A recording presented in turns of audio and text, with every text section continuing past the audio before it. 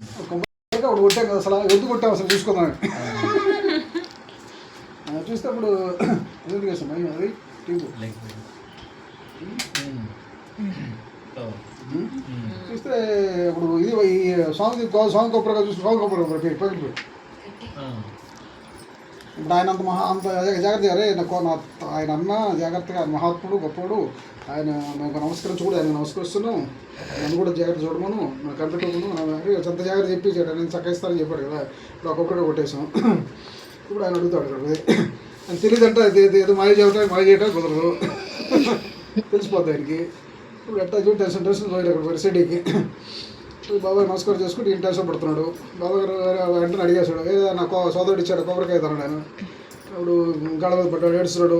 ఏం చెప్పాను బాబా, నా దౌర్భాగ్యం వచ్చింది, అక్కడ కూడా ఆకలేసింది, తింటారు కొబ్బరికాయ, ఈ కొబ్బరికాయ కొట్టేసాం, తనకు తెలియకుండా జాగ్రత్తగానే ఉన్నాం, ఎంతో జాగ్రత్తగా వచ్చాను. అయినా అక్కడ ఆకలి యొక్క ధ్యాసలో ఆ కొబ్బరికాయ వెళ్ళిపోయింది, తినేసాం. ఇప్పుడు ఇంకా దీనికి వేసి మీరే క్షమాపణ పెట్టుకోవాలి, దాని బదులు వేరే తెచ్చిస్తానుగా, నాకు వేరే మార్గం లేదు ఇప్పుడు అంటాడు అని తనకు చెప్పుకుంటాడు. వాడు బాగుంటాడు. నా సోదరుడు బాధ్యతగా, నా సోదరుడు ఇచ్చిన కొబ్బరికాయతో సమానం ఇంకోటి కాదు, నువ్వు తెచ్చిస్తానంటూ బాధ్యతగా ఉంచుకోలేరు, ఎందుకు తెచ్చినట్టు ఆడైతే బాధ్యత ప్రగల్భాలు పగిలి కదా, నేను చక్కేస్తాను, మరి ఎంత ఇదా బాధ్యత, ప్రగల్భాలు పగిలితాను అంటాడు. మరి ఇప్పుడు చివరికి ఇంకా ఏడుస్తాడు. మరి ఇంక వేరే మార్గం వేరే కొబ్బరికాయ తింటాడు, మరి దీనికి బాధ్యత లేదు అంటున్నాడు. మరి ఏదో ఉప్పు మరి క్షమాపణకి అసలు ఏడుస్తున్నాడు. నేను క్షమించి బాబా, నా తప్పైపోతుందా, మరి నేను పాపాత్ముడి దుష్టుడి దుర్మార్గుడిని, మరి మహాత్ముడు, ఇంకా నాకు నివృత్తి లేదు ఈ పాపానికి, ఆయన ఇచ్చిన కొబ్బరికాయ నీకు ఇవ్వలేకపోయాను, ఏడుస్తున్నాడు. మరి బాబా కొసేపు దొరికంటే ఎందుకు ఏడుస్తున్నాడు,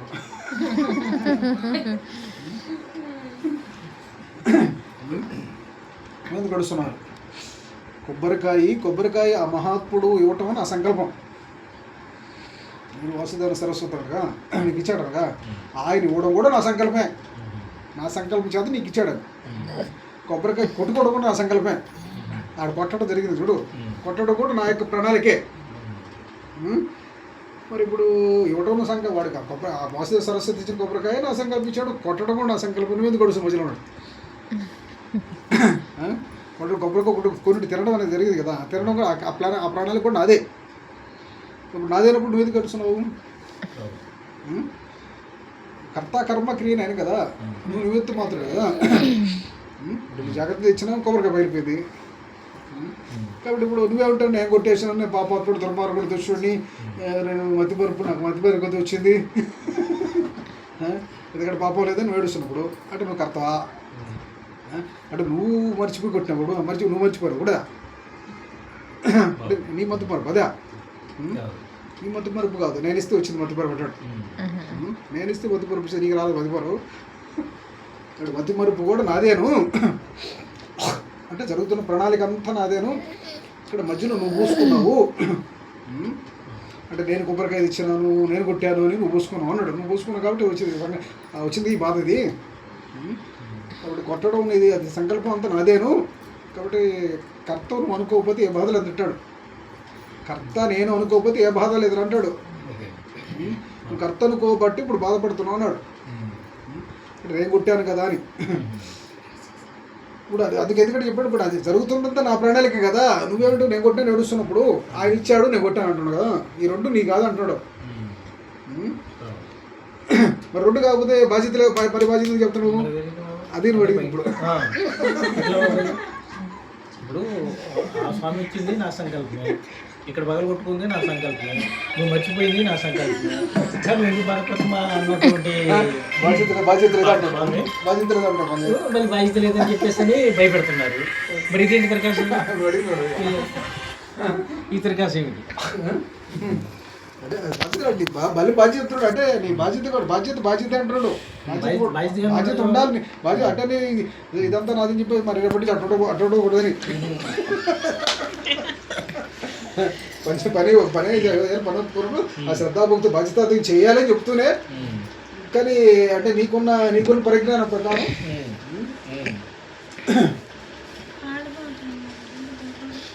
నీకు ఇది లేదు, నీ జ్ఞానం అనుకుంటున్నాం. నీకు ఏదో పుస్తకాలు చదువుకో పుస్తకాలు రాసినావు కదా పెద్ద జ్ఞానం అనుకుంటున్నావు. బాబా జ్ఞానం అనుకున్నావు కాబట్టి ఇది చెప్తాను నీకు. ఇప్పుడు నేను కొట్టేశాను కదా అని నువ్వు అనుకుంటాను కదా, అది నీ కథ కాదు నా కథ. అది అంటే కర్త నువ్వు అనుకుంటావు, కర్త నువ్వు అనుకుంటావు పెద్ద జ్ఞానం అనుకున్నాడు కర్త అనుకోడు, కర్త అనుకుని ఏడవడాడు. నువ్వు కర్త అనుకుని ఏడుస్తున్నావు ఇప్పుడు, కాబట్టి నువ్వు జ్ఞానం అనుకో. మళ్ళీ పెద్ద జ్ఞానం అనుకుంటున్నావు నువ్వు అని చెప్పి జ్ఞానం ఎట్టుండకూడదు ఎట్టుండాలని చెప్తాడు. దాన్ని తెలియజేయడం కోసం అంటారు. మళ్ళీ పక్కన నలుగురు బాధ్యతే పక్కన నలుగురు ఉండగా వాళ్ళకి తెలియకూడదు, వాళ్ళ సొంతంగా కోరకూడదు, బాధ్యత లేకుండా. మొన్న షిరిడి వెళ్తారని 200 ఒకళ్ళు ఇచ్చారు బాబా. ఆయన ఎక్కడ పోగొట్టారు, ఇంటికి రాబోయేసరికి పోగొట్టేశారు బాబా. వాళ్ళు బ్రాహ్మణులు ఇంటికి వెళ్ళారు, కటింగ్ చేస్తే ఇలా షిరిడి వెళ్ళేసాం. వాళ్ళు బాబా భక్తులు వాళ్ళు. అనుకోవడం, నాకేం పని లేదు అనుకోవడం, ఇదంతా ఇది వేస్ట్ కదా అనుకోవడం, ఇది నువ్వు కర్తం అనుకుంటున్నావు అని. ఇదంతా నీ కథ కాదు నా కథని. ఇట్లా ఉండటం కూడా ఉంచడం కూడా ఇలా అన్ని ఇది ఈ క్రియేషన్ కూడా నాదే కదా అంటాడు. ఈ క్రియేషన్ నాదే. ఇప్పుడు నువ్వు ఎందుకు టెన్షన్ పడతావు, నేను పని లేదని, పని చేయట్లేదని, నేను కడిగి కూర్చున్నానని.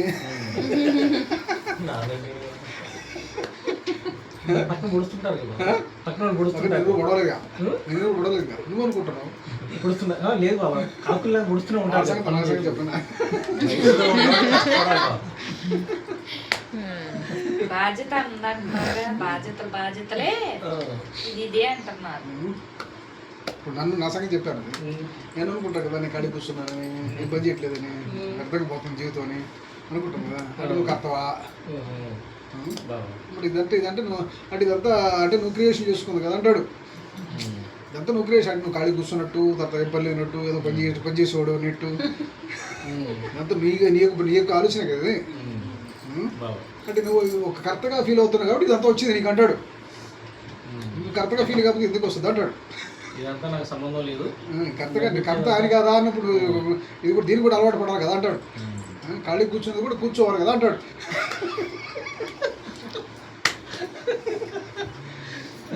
ఖాళీకి నేను ఎందుకు కూర్చున్నట్టే నేనేం పని చేయలేదు, ఖాళీ కూర్చున్నట్టే నువ్వు ఫీల్ అవుతున్నావు, నువ్వు టెన్షన్ పడుతున్నావు.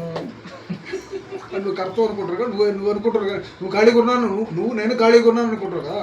అంటే నేను ఖాళీగా అంటే నువ్వు ఉన్నావు అని అనుకుంటున్నావు. ఖాళీగా వచ్చింది అది బయట బాబా. ఎందుకు అడిగించారు, నేను ఎందుకు ఖాళీగా ఉన్నాను అసలు, నేనున్నాను అప్పుడు ఎవరు ఉంచాడా, అసలు దీనికి కారణం ఏంటి, అది కాదు బాబు కావాల్సింది. అది అనుకోవచ్చు కదా. నేను ఖాళీగా ఉన్నాను, నాకేం పని లేదు, పని దొరకట్లేదు అనుకుంటావు కదా. మరి నీకు పని దొరకపోవటం ఆయన కూడా అంతే కదా. నాకు 2 సంవత్సరాలు ఉద్యోగం దొరకలేదు, ఉద్యోగం దొరకలేదు పని ఆయన కారణం కదా. మరి ఇది అనుకుంటా కారణం. అనుకుంటారంటే నువ్వు ఉద్యోగం దొరకలేదు నా కర్మ, ఏళ్ళు నడిచాను అంట నాకు.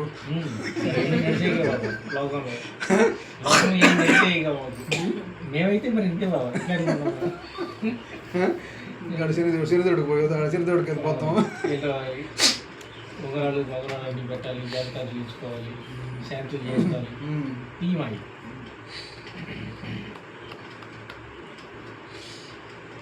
రెండు మనుషులు కూర్చొని మౌనం కూర్చున్నాడు. ఆయన కూర్చోలేకపోతుందిగా. కొన్ని సంవత్సరాలు కూర్చున్నాడు మౌనంగా ఒక చోటే. మహాత్ముడు అయిపోయాడు, అది కూర్చోలేకపోతుందిగా. చాలా కష్టం బాబు. మనం కూర్చొని మళ్ళీ ఊరికి ఆలోచన కాదు, రకరకాల ఆలోచన ఏం ఆలోచన లేకపోతే కూర్చోడు. ప్రశాంత్ అంటే ఏ ఆలోచన పెట్టుకుని కూర్చోవద్దు, అది ఎలా ఆలోచన లేకుండా కూర్చోవాలి. నీ భవిష్యత్తు గురించి ఆలోచించుకుంటే వెనక ముందు ఆలోచించుకోవడం, మళ్ళీ ప్లెయిన్గా కూర్చోవాలి, దేని సంబంధం లేకుండా. తిండి పెడతాడు భగవంతుడు, చక్కగా కూర్చోమని కూర్చో, ఆలోచన చేయకుండా కూర్చో.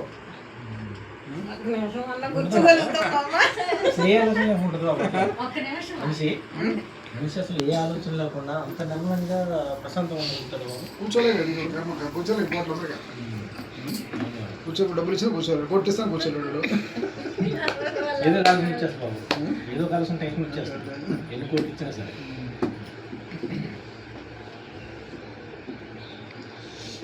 మర్మం అంతా దాంట్లో ఉంది, రహస్యం దాంట్లో ఉంది.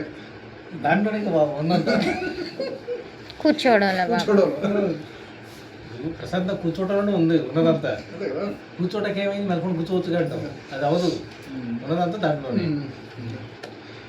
నేను తిండి పెడితే నువ్వు కూర్చోలేకపోతున్నా. నేను తిండి పెడితే నేను చూసుకుంటా, కూర్చోలేకపోతున్నా. అది అది చేయగలిగితే ఇంకేముంది, మహాత్ములే కదా. మామూలు విషయం బాబు అది. తిని కూర్చోరా బాబు అంటే కూర్చోలేకపోతున్నాడు అంటే భగవంతుడు దాంట్లో ఎంత మిళితం చేస్తున్నట్టు మొత్తం సర్వస్వం దాంట్లోనే ఉంది. రహస్యం దాంట్లో. మనసు ఆగిపోతే మహాత్ముడు అవుతావు. నీ మనసు ఆగిపోతే మహాత్ముడు. మనసు నడుస్తున్నంత కూర్చోలేము, చాన్షన్. ఇంకెక్కడ అందుకే మనసు కూర్చోంటే మనసు ఆగిపోవాలి. మనం కూర్చోవాలి, కూర్చోండి మనసు ఆగిపోవాలి. అది అయ్యేది కాదు, మాకు అయ్యేది కాదు బాబు అది.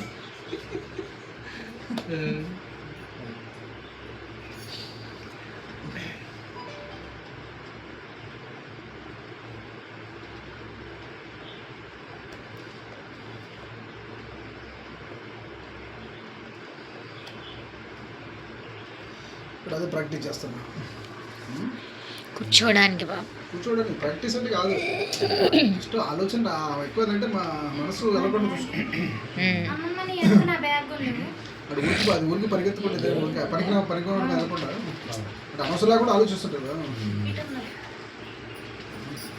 అది మరి తగ్గించుకుంటున్నారు అంటే ఎందుకు ఆలోచిస్తున్నారు? అదే కదా, మరి భద్ర గురించి ఎందుకు ఆలోచిస్తున్నావు? అదే కదా, ఆడు పట్టు వాడు పడుతుంది, నీకెందుకు నేను చూసుకుంటా, నేను చూసేది, నేను ఎందుకు పడతావు నువ్వు చూస్తున్నాట. అంటే బాబా ఇంటి పరిస్థితి మిమ్మల్ని అడిగేది. బాబా ఇంటి పరిస్థితి కష్టం వచ్చింది నువ్వు లేకపోతే చూడండి అంట. నువ్వు లేకపోతే వాడు పోతాడేట.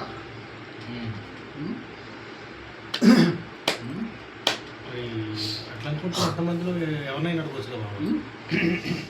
ప్రపంచంలో ఎంతమంది ఉన్నారు అట్లా. అదే మనం అనుకుంటాం అప్పుడు వీళ్ళంతా వచ్చారు బాబా గారి వల్ల మేము బాగుపడ్డాము, తర్వాత బాబా గారు లేకపోతే మా జీవితాలు ఇవ్వని ఏమైపోయినా అనుకుంటారు. అదొక పెద్ద మాయ కదా. అంటే జస్ట్ అంటే నేను లేకపోతే నిజంగా నేను ఎవరి జీవితాలు బాగుతామో, మరి ఎంత గొప్ప చెప్తారు లేకపోతే నిజం వాళ్ళు అంత చెప్తారు కరెక్ట్ అని అనుకుంటాం మనం.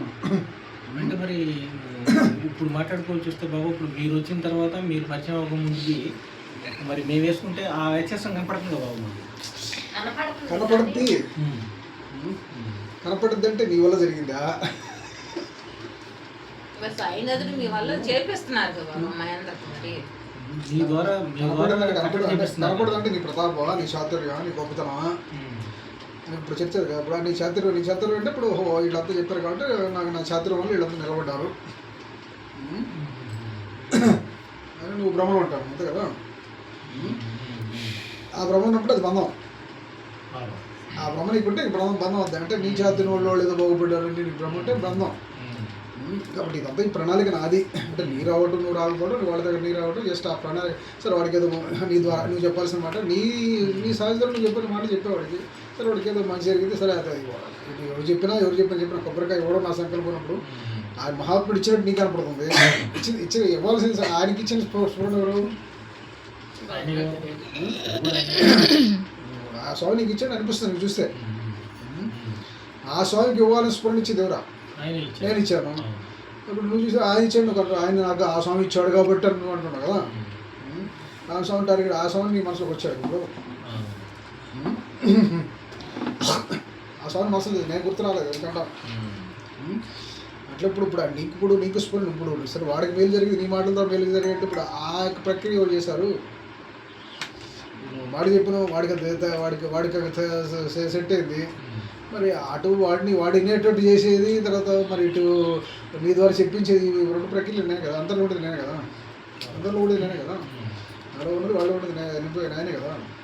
కాబట్టి ఆడికి ఆ ఏర్పాటు ప్రణాళిక రచించింది నేనే కదా అంటాడు. మరి ఇదే ప్రణాళిక మీతో కాకుండా వేరేతో చూపించచ్చు కదా ఆయన ఏం చేయాలి వాళ్ళ దగ్గరికి వెళ్ళి వాళ్ళ దగ్గర వెళ్తారు కదా. అంటే వేరు వాటికి ఎవరు ఎక్కడికి వెళ్ళా కదా అక్కడ వెళ్తారు కదా.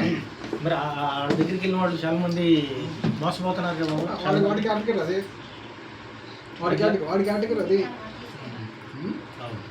మరి నీ కేటగిరీ ఇది.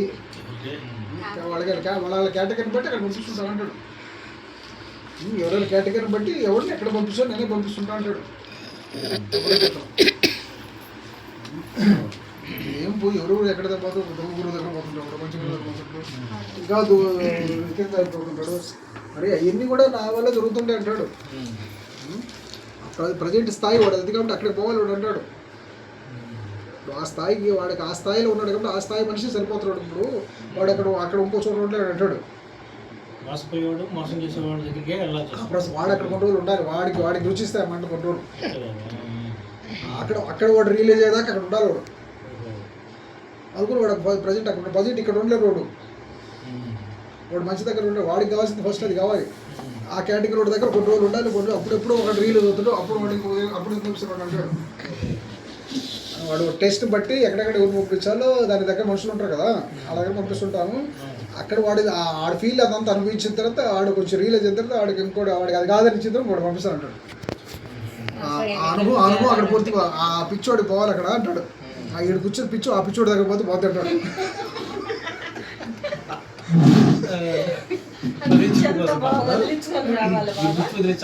వాడు ఇక్కడ కూర్చోడు అది. వాడు మంచోడి దగ్గర వాడు కూర్చోలేడు. వాడు పిచ్చి అట్టు ఉంది కదా, వాడు ఇక్కడ మంచి మాట వెళ్ళాడు. వాడి పిచ్చి దగ్గర మనిషి కావాలి కొన్ని రోజులు. ఆ పిచ్చి అనిగిపోయిన తర్వాత ఆ పిచ్చి నుంచి పుట్టింది వాడికి జ్ఞానం, ఇది కాదురా అని. అప్పుడు వాడు తీసుకొస్తానంటాడు. అందుకని అందరినీ నేను పంపించే ఎవరో దాకా పంపించేది దమ్ముకున్నది వాడిని కూడా పంపించేది నేనే. వాడి స్థాయి అది కాబట్టి ఆ స్థాయి మనిషి కావాలి వాడికి. వాడు మంచి దగ్గర పంపించేవాడు ఉంటాడు కదా, పంపిస్తాడు వాడు ఉంటా. వాడికి నచ్చు వాడు ఆ స్థాయి కాదు. వాడు వీడి స్థాయికి తగ్గట్టు వాడి స్థాయికి మనిషి కావాలి. టేస్ట్ దగ్గర మనిషి కావాలి. ఆడు చూడప్పుడు వాడి దగ్గర పంపిస్తారు. వాడి దగ్గర సుఖంగా ఉంటాడు కొన్ని రోజులు.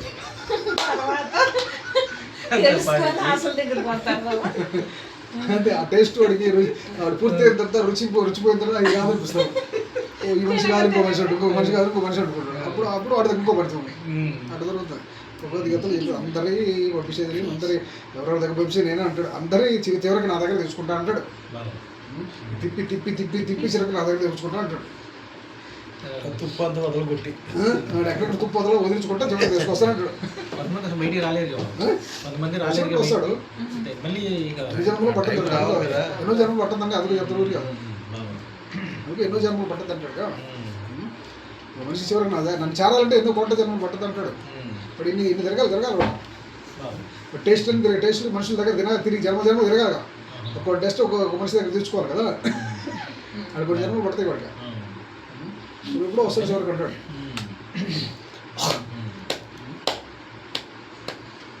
అంటే బాబా ఎవరికి తగ్గట్టు వాళ్ళ దగ్గరికి వెళ్తారు అంతే. మన వాళ్ళ గురించి కూడా మనం తప్పుగా అనుకోకూడదు. అయితే తప్పుగా ఎందుకు అనుకుంటాం? నీ టెస్ట్ తగ్గట్టు మనిషిని వెళ్తాం. నీకు టేస్ట్ ఉంటుంది, నీకు ఆలోచన ఉంటాయి, నీ మనసు ఉంటుంది. నీ ఆలోచన నీకు ఇచ్చాలి. ఆ ఇష్టం మనిషి అది సాయం చేస్తాం. 3 ఏళ్ళుగా నీ తాగుడుతో చేస్తా పోయా అది మనకి అది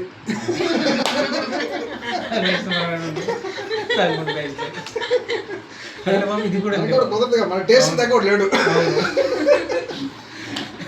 కుదరకెందుకు కూడా మంచిగా వాడు మంచిగా కదా.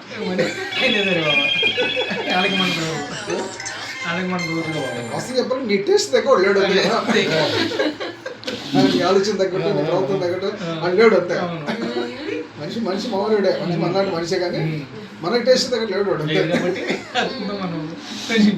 అంతే. మనకి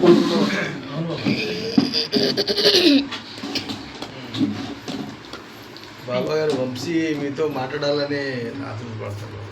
అంత మాట్లాడేం చేస్తాలే. ఆడితే